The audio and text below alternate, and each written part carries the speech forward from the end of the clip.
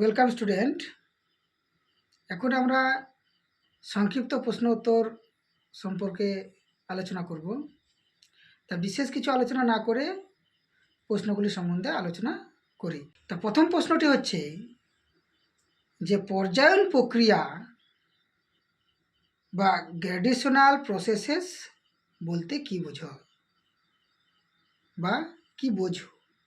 তাহলে বহির্জাত প্রক্রিয়ায় ক্ষয় ও সঞ্চয় কাজের মাধ্যমে ভূত্বকের উপরিভাগের উচ্চতার পরিবর্তন ঘটে এবং বিভিন্ন উচ্চতাযুক্ত ভূমিরূপের ক্রমশ সমতা এনে একটি সাধারণ তল গঠিত হয়। এজন্য চেম্বারলিন ও সলিসবেরি 1904 সালে বহির্জাত প্রক্রিয়াগুলিকে পর্যায়ন বা ক্রমায়ন প্রক্রিয়া বলেছেন। ভূবিজ্ঞানী গ্রোভ কার্ল গিলবার্ট 1876 সালে সর্বপ্রথম পর্যায় বা গ্রেড শব্দটি ব্যবহার করেন। তারপরে হচ্ছে ষষ্ঠ ঘাতের সূত্র, সিক্সথ পাওয়ার ল বর্ণনা করো। উত্তরটি হচ্ছে নদীর গতিপথে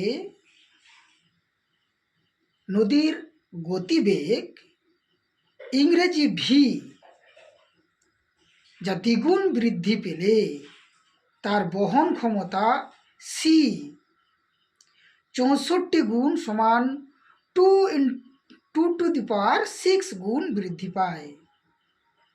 সি সমান ভি স্কোয়ার নদীর গতিবেগের সঙ্গে তার বহন ক্ষমতার এই আনুপাতিক সম্পর্ককে ষষ্ঠাঘাতের সূত্র বলে। 1842 সালে বিজ্ঞানী ডব্লিউ হপকিন্স এটি উদ্ভাবন করেন। তারপরে প্রশ্ন হচ্ছে প্রপাতকূপ বা প্লাং পুল কাকে বলে। উত্তরটি হচ্ছে জলপ্রপাতের পাদদেশে প্রবল জলস্রোত ও প্রস্তরখণ্ডের প্রচণ্ড আঘাতে ও জলে ঘূর্ণির সৃষ্টির ফলে বুদবুদ ক্ষমতার মাধ্যমে যে বিশালাকার হাড়ির মতো গর্ত সৃষ্টি হয় তাকে প্লাঞ্জপুল বা প্রপাতকূপ বলে। উদাহরণ হিসাবে বলবো চেরাপুঞ্জির কাছে নহকালিকায় জলপ্রপাত এই রকম প্লাংপুল বা প্লাঞ্জপুল বা প্রপাতকূপ দেখতে পাওয়া যায়। তারপরের প্রশ্নে যাব মন্থকূপ বা পাথহোল কাকে বলে বা পথহোলও বলে। নদীর অবঘর্ষ ক্ষয় প্রক্রিয়ায় নদীর তলদেশে যে ছোট ছোট গোলাকার ও মসৃণ গর্ত সৃষ্টি হয় তাকে মন্থকূপ বলে। এটা কীভাবে উৎপত্তি হয়?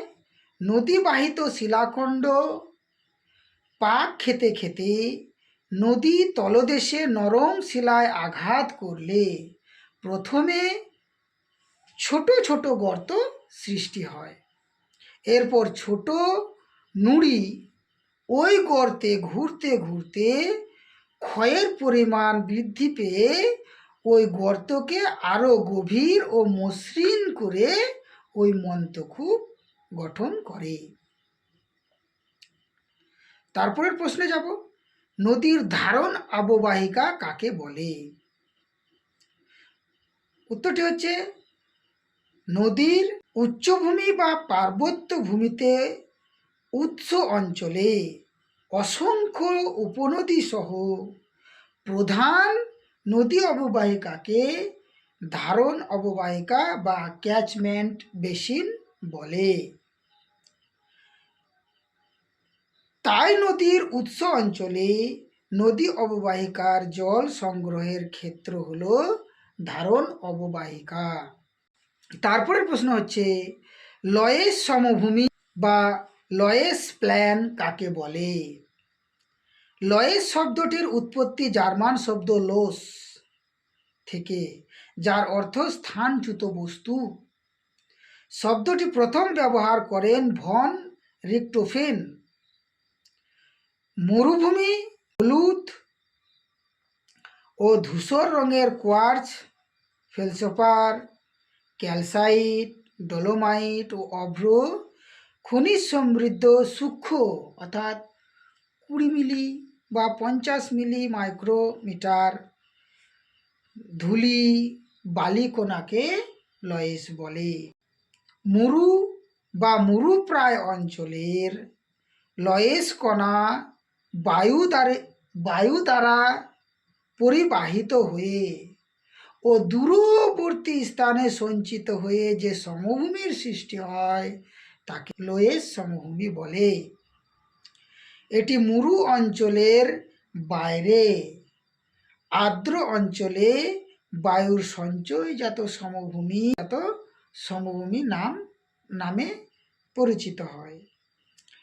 অঞ্চলটিতে বালি, সিল্ট কণা একসঙ্গে জমা হওয়ায় ভূভাগ স্তরহীন হয়।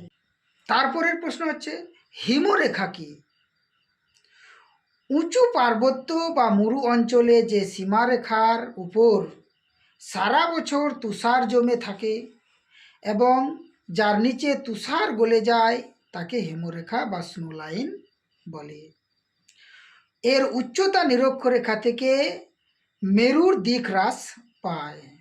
যেমন নিরক্ষীয় আন্দিজ পর্বতে 5400 মিটার, উপক্রান্তীয় হিমালয়ে 4500 মিটার, নাতিশীতোষ্ণ আল্পসে 2800 মিটার এবং মেরু অঞ্চলে সমুদ্রপৃষ্ঠে অবস্থান করে।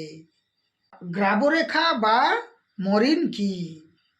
বিচ্ছিন্ন ও ক্ষয়প্রাপ্ত বিভিন্ন আয়তনের শিলাখণ্ড উপত্যকা হিমবাহের দুপাশে, মাঝখানে, সামনে একসঙ্গে স্তূপাকারে সঞ্চিত হয়ে যে প্রাচীরের মতো ভূমিরূপ সৃষ্টি হয় তাকে গ্রাবরেখা বলে।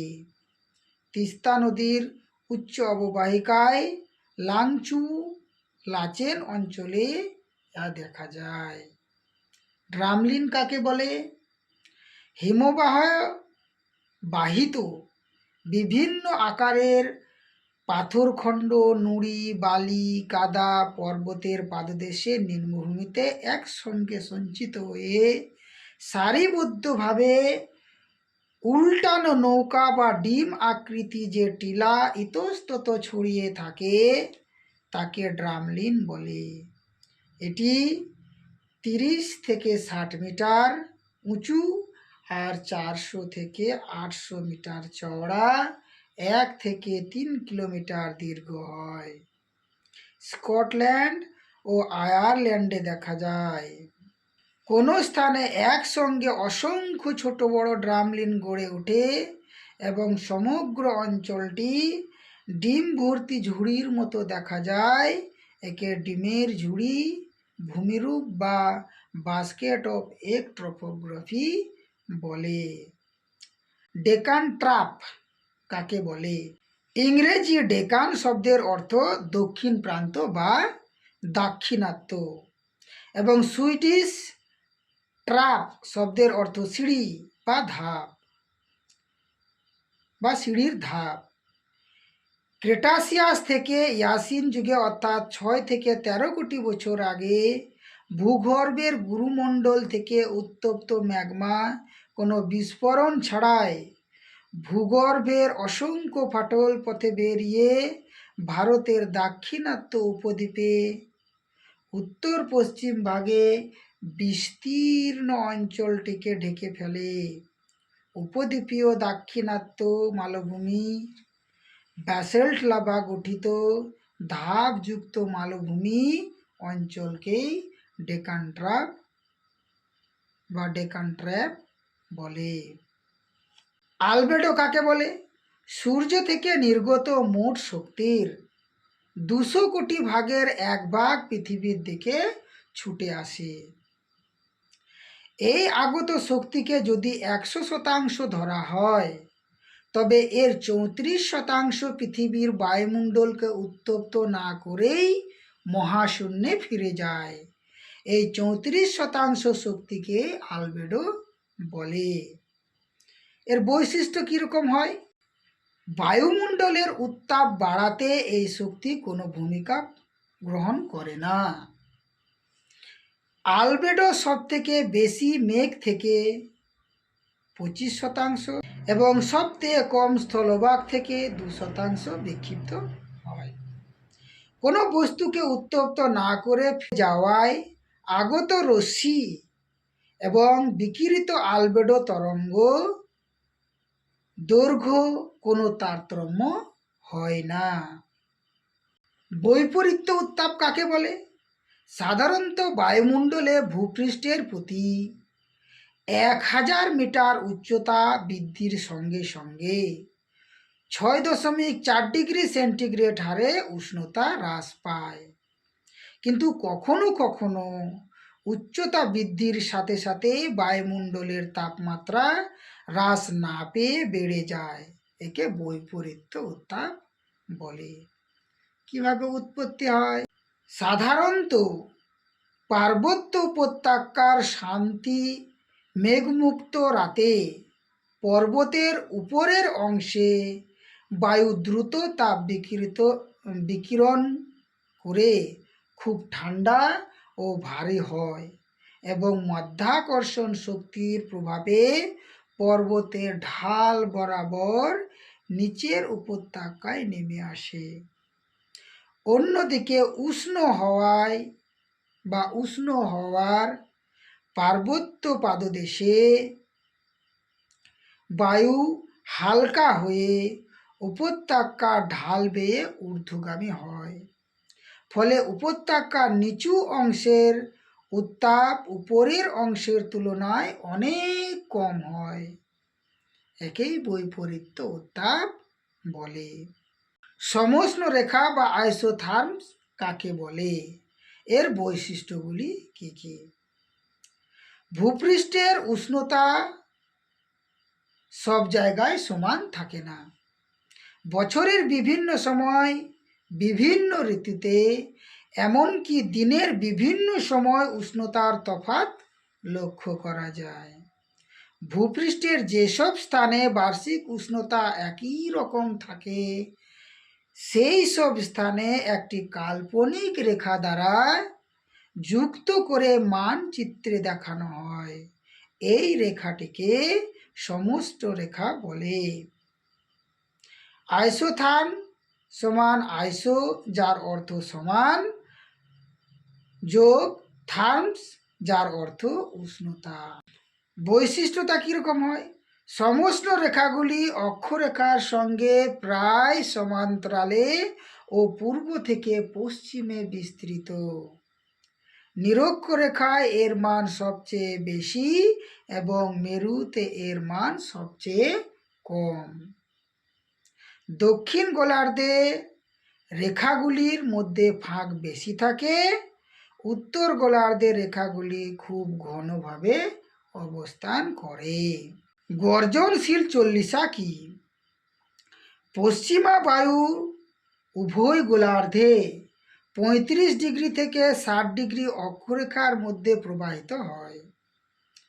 দক্ষিণ গোলার্ধে পশ্চিমা বায়ুর প্রবাহ পথে স্থলভাগের বিস্তার খুবই কম।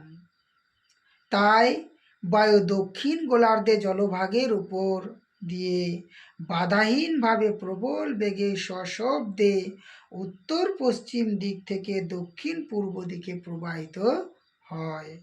তাই পশ্চিমা বায়ুর দক্ষিণ গোলার্ধে সাহসিক পশ্চিমা বায়ু বা ব্রেভ ওয়েস্ট উইন্ড বা প্রবল পশ্চিমা বায়ু নামে পরিচিত। এই গোলার্ধে 40 ডিগ্রি দক্ষিণ অক্ষরেখা বরাবর প্রবল গর্জনকারী প্রবাহিত এই বায়ুকে গর্জনশীল চল্লিশা বলে। আন্তঃক্রান্তীয় মিলন ক্ষেত্র বা ITCZ কি?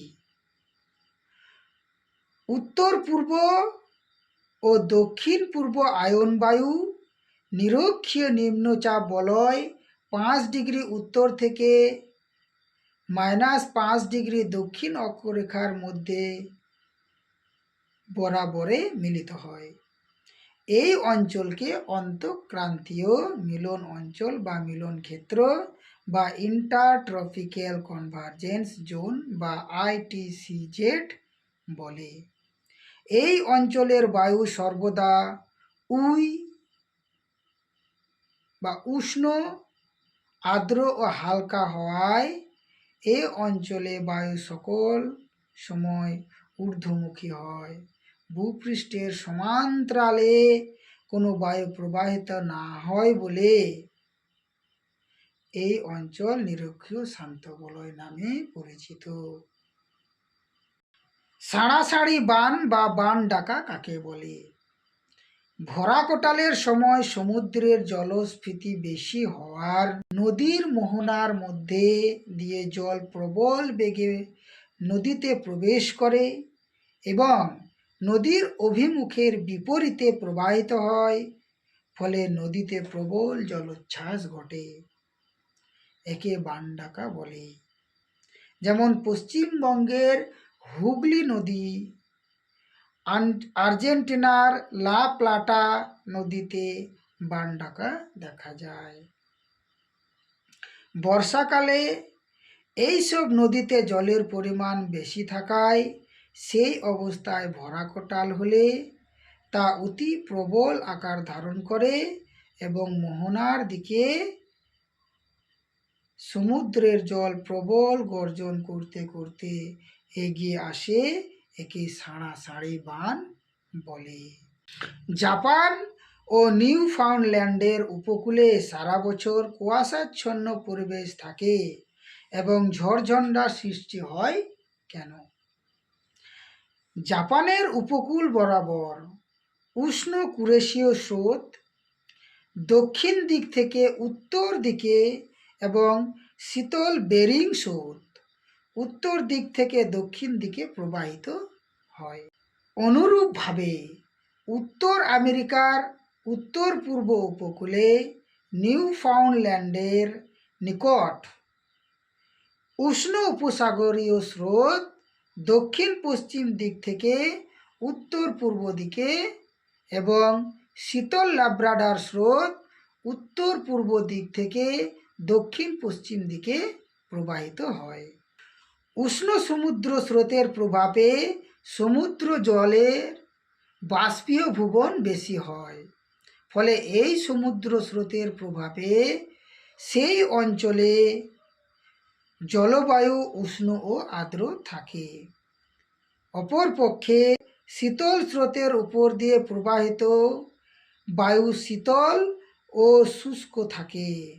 এই দুই প্রকার বায়ু মিশ্রণের ফলে উষ্ণ আর্দ্র বায়ু জলীয় বাষ্প শীতল বায়ুর সংস্পর্শে এসে ঘনীভূত হয়ে যায়, ফলে সেই অঞ্চলে ঘন কুয়াশাচ্ছন্ন পরিবেশ সৃষ্টি হয়।